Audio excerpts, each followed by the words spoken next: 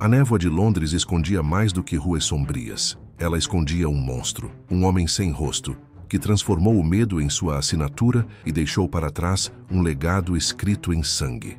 Hoje você vai conhecer a história real por trás de Jack, o Estripador, o assassino mais enigmático da história. Prepare-se para entrar em um dos casos mais obscuros da humanidade. Antes de começarmos, inscreva-se no canal Mundo Restrito, ative o sininho e deixe o like, porque aqui a curiosidade tem um lado sombrio e você está prestes a cruzar essa linha. Whitechapel, o berço do medo. Para entender Jack, o Estripador, primeiro é preciso entender Whitechapel. Essa não era a Londres dos salões iluminados a gás e do chá da tarde. Era a Londres que a sociedade educada fingia que não existia. Uma ferida purulenta no corpo do maior império que o mundo já conheceu. Em 1888, Whitechapel abrigava cerca de 76 mil pessoas, espremidas em menos de 1 milha quadrada. Imigrantes fugindo dos pogroms do leste europeu misturavam-se com trabalhadores irlandeses, famílias inglesas em miséria e aqueles que simplesmente haviam caído nas fendas da prosperidade vitoriana. As ruas cheiravam a esterco de cavalo, vegetais apodrecidos, fumaça de carvão e dejetos humanos. Matadouros ladeavam as principais vias, com suas sarjetas correndo vermelhas de sangue animal. Crianças de olhos ocos vendiam fósforos nas esquinas. Mulheres vendiam a única mercadoria que ainda possuíam. As casas de trabalho estavam lotadas. Os doss houses, albergues imundos onde se podia alugar uma cama por 4 pence à noite, transbordavam. Se não conseguisse juntar nem essa ninharia, dormia-se de pé, pendurado sobre uma corda esticada em uma sala comum. E se não tivesse nada, restava caminhar pelas ruas até o amanhecer, torcendo para sobreviver a mais uma noite. Esse era o mundo que moldava tanto o predador quanto a presa. Um mundo onde o grito de uma mulher podia passar despercebido, ou pior, ser ignorado, onde a presença policial era escassa e a confiança comunitária ainda menor, onde a escuridão parecia viva, oferecendo oportunidades aos que ousavam explorá-la. A imprensa o chamava de o abismo. Os mapas da pobreza de Charles Booth o coloriram com o negro mais profundo, o círculo mais baixo do inferno urbano. E foi nesse abismo que Jack, o Estripador, desceu. Não como um estranho, mas como alguém que conhecia intimamente seus ritmos. Alguém que compreendia que em Whitechapel desaparecer era a coisa mais fácil do mundo. As vítimas esquecidas. A história lembra o nome do assassino, mas o mundo quase esqueceu os nomes das suas vítimas. Mary Ann Nichols, 43 anos, mãe de 5 filhos, que já não podia sustentar. Na noite de 31 de agosto de 1888, foi expulsa de sua pensão na Thrall Street por não ter as 4 moedas necessárias para uma cama. Ela não estava preocupada. Usava um novo chapéu de veludo preto, do qual se orgulhava. Logo conseguirei o dinheiro do DOS, disse ao porteiro, com algo que se aproximava do otimismo. Veja só que chapéu bonito eu tenho agora. Essas foram algumas de suas últimas palavras registradas. Horas depois, um cocheiro chamado Charles Cross encontrou seu corpo na Bucks Row, a garganta cortada tão profundamente que quase separava a coluna vertebral. Seu abdômen havia sido mutilado com precisão chocante. O sangue ainda escorria. Annie Chapman, 47 anos, fora uma mulher de dias melhores. Casada com um cocheiro, mãe de 3 filhos, tivera uma vida respeitável. Mas o álcool, a doença e a tragédia corroeram tudo. Em setembro de 1888, dormia ao relento, vendendo flores e crochês, ocasionalmente recorrendo à prostituição para sobreviver. Sofria de doença pulmonar crônica e desnutrição. Na madrugada de 8 de setembro, o caseiro da pensão em 35 Dorset Street a viu sair pouco depois das 2 doente e cambaleante. Estou fraca e doente e estive no hospital, disse Annie, mas ela não tinha dinheiro para a cama. Prometeu que voltaria em breve. Por volta das 5h30, seu corpo foi encontrado no quintal de 29 Hanbury Street. O assassino havia se demorado mais com Annie.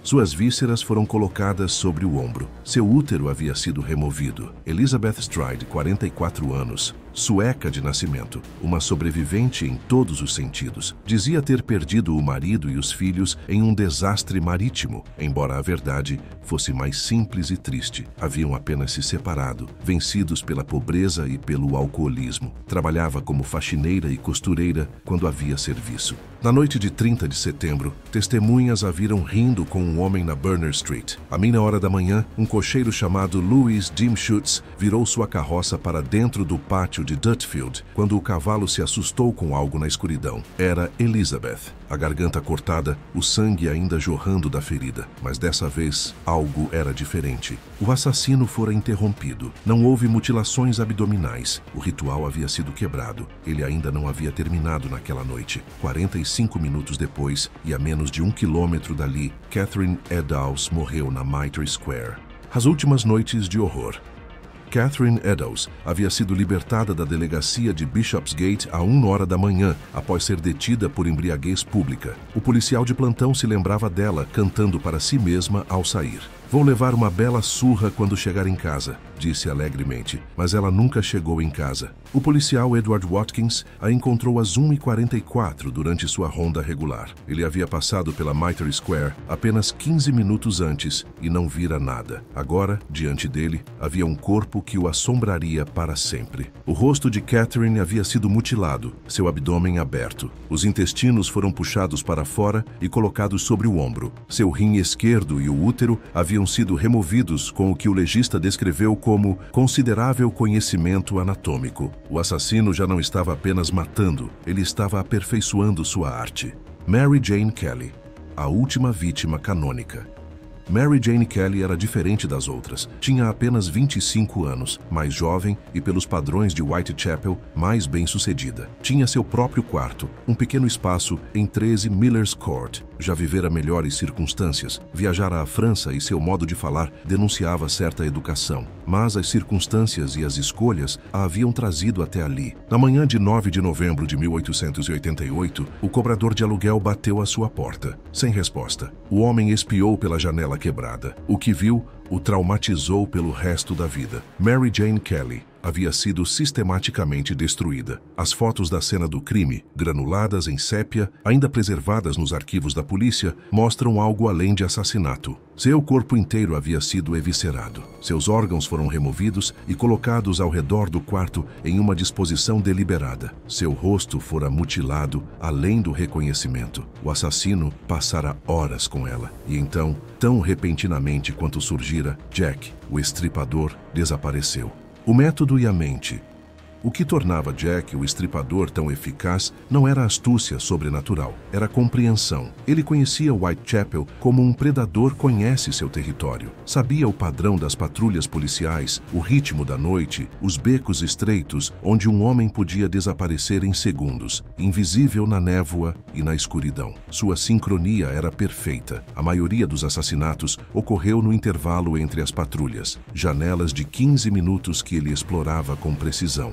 Trabalhava rápido, silencioso, com controle absoluto. As evidências médicas sugerem que os assassinatos levavam de 5 a 10 minutos, do primeiro corte à mutilação final. Nunca houve luta prolongada, nunca um grito que atraísse testemunhas. Os locais falam por si. Bucks Row, Hanbury Street, Dutfield's Yard, Mitre Square, Miller's Court. Não foram escolhidos ao acaso. Cada um oferecia escuridão, privacidade relativa e rotas múltiplas de fuga. Ele sabia exatamente onde terminava a luz dos lampiões e onde começavam as sombras. Entendia que em Whitechapel, cuidar da própria vida significava não se meter nos assuntos dos outros. Mesmo que alguém ouvisse algo suspeito, dificilmente investigaria. Seu método revela tanto de sua psicologia quanto de sua patologia. Não era violência frenética. Os cortes eram deliberados, calculados. A remoção de órgãos indicava conhecimento anatômico ou uma técnica cuidadosamente estudada, ou ambos. A escalada dos crimes, de assassinatos simples a cenas ritualísticas elaboradas, sugere uma mente movida por compulsão, mas disciplinada pelo controle. Era ritual, era encenação.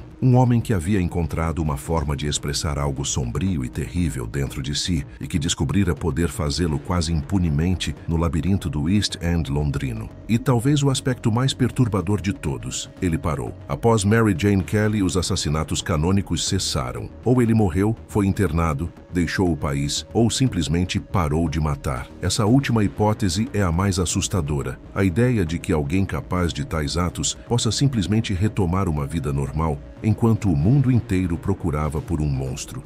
A caótica investigação.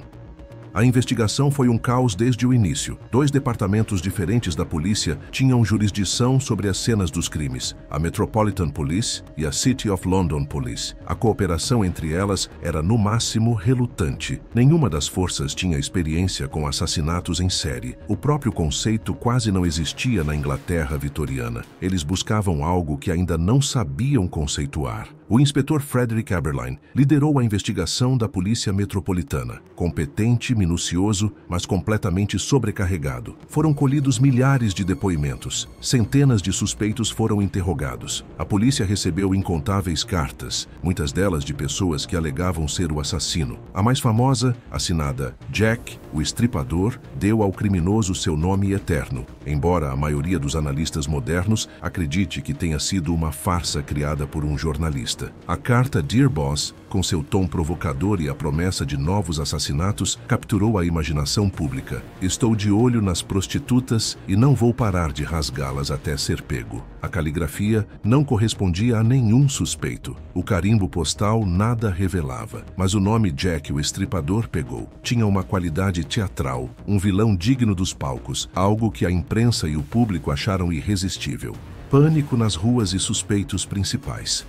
À medida que os assassinatos continuavam, o pânico se espalhou. Grupos de vigilantes se formaram. A imprensa publicava teorias cada vez mais selvagens. Todo homem com aparência estrangeira se tornava suspeito. Imigrantes judeus, em especial, sofreram preconceito e violência. Após o assassinato de Catherine Eddowes, uma frase escrita em giz perto da cena dizia: "Os judeus são os homens que não serão culpados por nada." O comissário da Polícia Metropolitana, Sir Charles Warren, ordenou pessoalmente que a inscrição fosse apagada antes do amanhecer, temendo que provocasse motins antissemitas. A investigação gerou 3 suspeitos principais, listados em um documento confidencial conhecido como Memorando MacNaughton, de 1894, Montague John Druitt, advogado e professor, cujo corpo foi encontrado no rio Tâmisa em dezembro de 1888.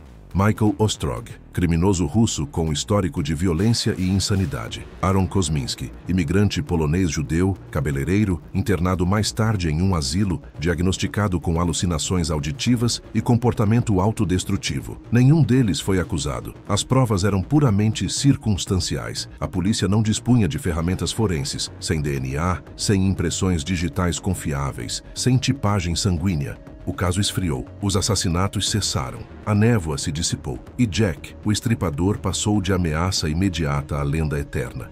O Shelley e a promessa da ciência.